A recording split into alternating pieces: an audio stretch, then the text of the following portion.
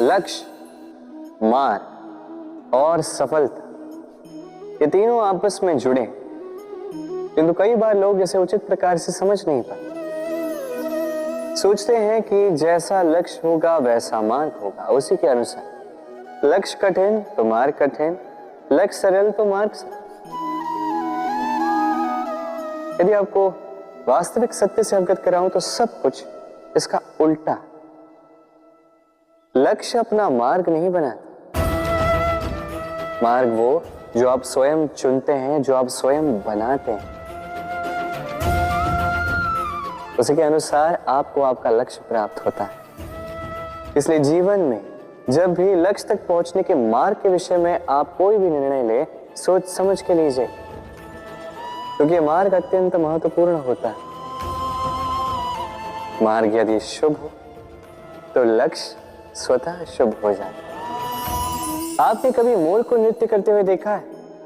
कहा जाता है कि जब मोर नृत्य करते हैं उनके नेत्रों से अश्रु बहते हैं। वही दूसरी ओर है हंस। कहा जाता है कि ये मरते समय भी कलरव करते हैं, अर्थात गाते हैं। कदाचित इसीलिए मोती के दाने हंस चुगता है, मोर नहीं।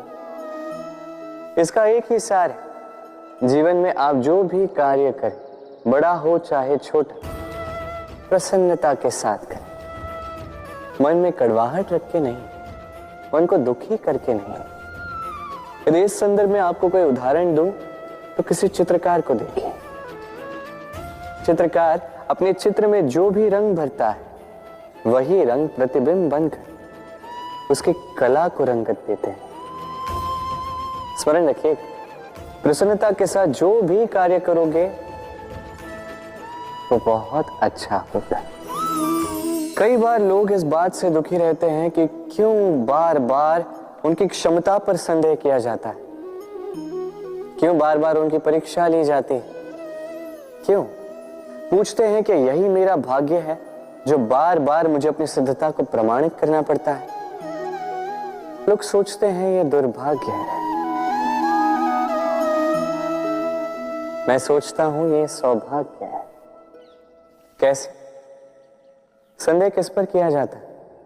स्वर्ण की शुद्धता पर, लोहे की नहीं। कसौटी पर बार बार उसे ही परखा जाता है, तांबे को नहीं।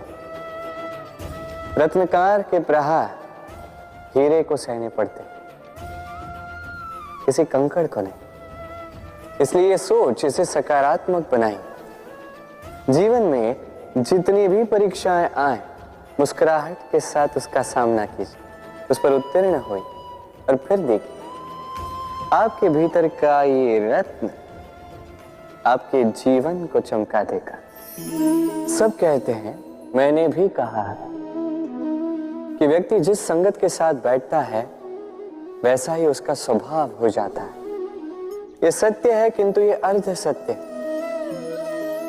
हाँ, वर्षा की बूंद जब सर के मुख में जाती है तब वो विष बनती है, वही जब सीप के भीतर जाती है तब वो मोती बनती है। किंतु व्यक्ति का स्वभाव यह अत्यंत महत्वपूर्ण होता है। किसी पुष्प को देख लीजिए, उस पुष्प से जुड़े उन कांटों को देख लीजिए। सहस्त्र वर्षों से ये कांटे पुष्प से जुड़े हुए हैं, किंतु आज भी चुभते ही हैं, पीड़ा देते ही हैं, सुगंध नहीं देते। क्यों? क्योंकि चुभना कांटों का स्वभाव है। ये समझे। सर्वप्रथम अपने मन के भाव को बदलिए, तत्पश्चात संगत का स्वभाव बदल सकते हैं। और यदि ऐसा आप करेंगे तो आपका संसार प्रसन्नता से भर जाएगा।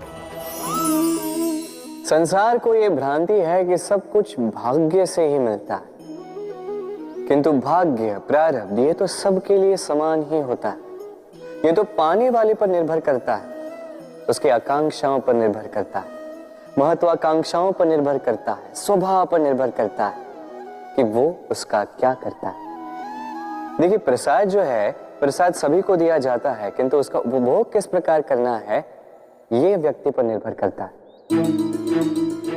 आपको उदाहरण देता हूं। चलिए, दो व्यक्ति हैं, दोनों को मैंने एक एक माटी का ढेर दिया। उसका वो क्या करते हैं? एक व्यक्ति उसके छोटे छोटे गोले बनाता है और आते जाते व्यक्तियों को फेंक के मारता है, हंसी ठिठोली करता है, उनके वस्त्र मैले करता है, उसे बड़ा आनंद आता है। वही दूसरा व्यक्ति उस माटी के ढेर की अपने लिए एक झोपड़ी बनाता है। वो झोपड़ी जो धूप में, वर्षा में, तूफान में उसकी सुरक्षा करेगी। हाँ, ये भाव बदलिए, ये अत्यंत महत्वपूर्ण होते हैं। प्रेम में भी ये भाव महत्वपूर्ण होते हैं। प्रेम चाहे मित्र से हो, माता पिता से हो, भाई बहन से हो, पत्नी से हो, कोई भी हो। स्मरण रखिए, ये भाव ही है जो आपका